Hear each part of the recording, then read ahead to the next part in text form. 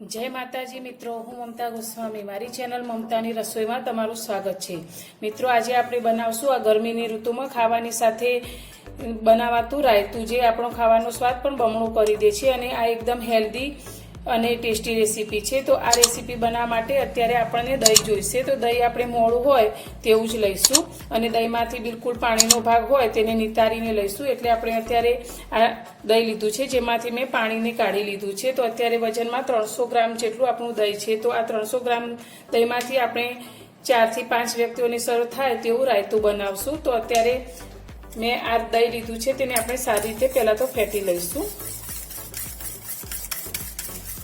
तो आ रीते आपणे बराबर मिक्स करी लईशुं।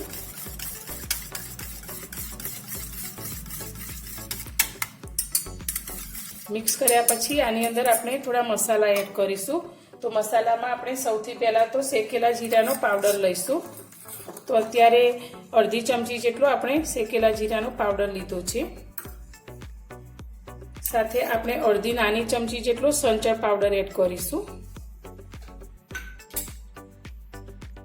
साथे आपणे स्वाद प्रमाणे मीठું, तो अत्यारे आपणे संचर लीधुं छे ते पण मीठासवाळું હોય છે, तो તેના સાથે આપણે મીઠું લઈશું। તો તે પણ આપણે અડધી ચમચી જેટલું એડ કરીશું અને સાથે આપણે 2 ચમચી દળેલી ખાંડ એડ કરીશું। ખાંડ તમે તમારા ટેસ્ટ પ્રમાણે વધારે કે ઓછી લઈ શકો છો। હવે બધી જ વસ્તુને ફરી આપણે સારી રીતે મિક્સ કરી લઈશું।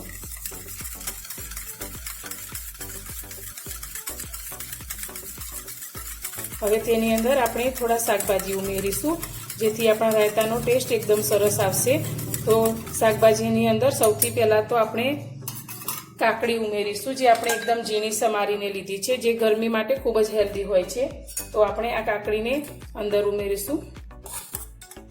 આ શાકભાજી તમારા ટેસ્ટ પ્રમાણે થોડા વધારે કે ઓછા તમે લઈ શકો છો। एक नानी समारेली डूंगળી લીધી છે, જેને મેં આ રીતે ઝીણી ઝીણી કટ કરી લીધી છે, તે પણ આપણે અંદર લઈ લઈશું। સાથે આપણે લીલા મરચા 2 સમારેલા લીધા છે, તેમાંથી અડધા મરચા આપણે એડ કરીશું। એક નાના ટામેટાને પણ આ રીતે ઝીણું કટ કરીને લીધું છે, તે અંદર લઈ લઈશું। बधी ज वस्तु ने फरी आपणे सारी रीते मिक्स करी लईशुं। तो आ रायतुं आपणुं एकदम ठंडू ठंडू ज सरस लागे छे। तो आ रीते बनावी अने तमे फ्रीजमां राखी अने ज्यारे पण जमवानुं होय त्यारे तमे तेने ठंडू ठंडू सर्व करी शको छो। तो आपणे बधी ज वस्तुने सारी रीते मिक्स करी लीधी छे। तो हवे तेने आपणे बीजा बाउलमां सर्व करशुं।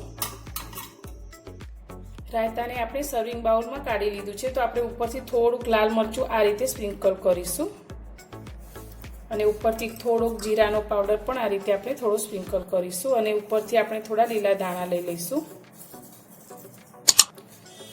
તો મિત્રો, તૈયાર છે આપણું એકદમ હેલ્ધી, ટેસ્ટી અને ગરમીની ઋતુઓ માટે રાયતું। તો આ રાયતું આપણું ખાવામાં ખૂબ જ સ્વાદિષ્ટ બને છે અને આટલું રાયતું તમે 4 થી 5 વ્યક્તિઓને સર્વ કરી શકો છો। તો મારી આ રાયતું બનાવવાની રેસીપી તમને પસંદ હોય તો વિડીયોને લાઇક કરજો, શેર કરજો અને મારી ચેનલ પર નવા છો તો ચેનલને સબસ્ક્રાઈબ કરજો।